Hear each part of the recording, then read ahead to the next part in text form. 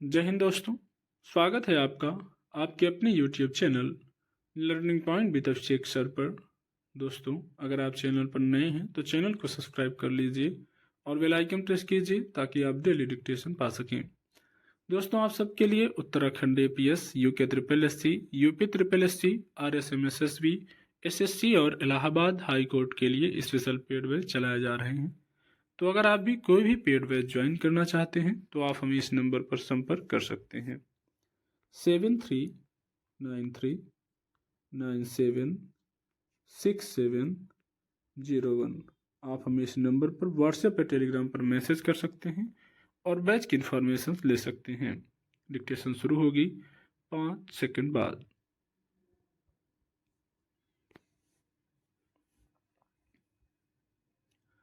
मानवता के महाअरण्य में आजकल एक विचित्र परिवर्तन दृष्टिगत हो रहा है। यह युग जिसे हम तकनीकी युग कहते हैं, मानवीय संवेदनाओं की बेड़ियों से मुक्त होने का युग है।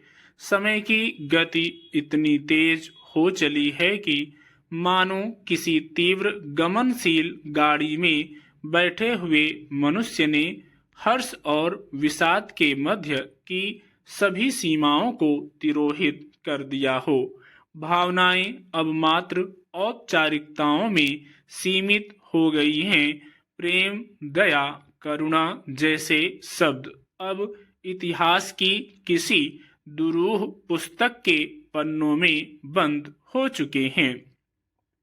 अब हर किसी के हाथ में मोबाइल या स्मार्टफोन के रूप में एक यंत्र है जो जीवन के हर क्षण का नियंत्रक बन चुका है। एक वह समय था जब परिवार के सदस्य सांझ ढलते ही एक साथ बैठकर भोजन किया करते थे, लेकिन अब भोजन के समय भी सबकी दृष्टि अपने अपने यंत्रों में बंधी होती है। भोजन का स्वाद कड़वा या मीठा हो, इस बात का भान भी नहीं होता।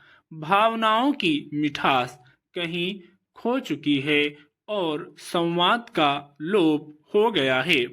गांव की बूढ़ी दादी पोते पोतियों को किस्से सुनाती थी, अब आधुनिकता की अंधी दौड़ में अकेली रह गई है। उसके हाथों की झुर्रियों में छिपे हुए प्रेम का मोल अब कोई नहीं जानता। उसके आशीर्वाद के अमृत कलश अब सूख चुके हैं। उसकी पीड़ा इन शब्दों में महसूस की जा सकती है कि बेटा, इस मोबाइल फोन ने हमें अपनों से दूर कर दिया है, पर उसकी बातें अब किसी के लिए महत्वहीन हो चली हैं। किसी समारोह में जब लोग एकत्र होते हैं तो एक विचित्र दृश्य उत्पन्न होता है। पहले लोग हास परिहास में व्यस्त रहते थे, अब केवल किसी कोने में बैठकर अपने यंत्र में उलझे रहते हैं। वे चेहरे जो कभी हंसी से खिल रहते थे, अब यंत्रों की रोशनी में चमकते दिखते हैं। मनुष्य और मनुष्य के बीच की दूरी यंत्रों की निकटता से बढ़ चुकी है। संवाद के नाम पर बस संदेशों का आदान प्रदान है, जिसमें भावनाएं कहीं दूर खो चुकी हैं। यही नहीं, बचपन भी अब मोबाइल की गिरफ्त में है।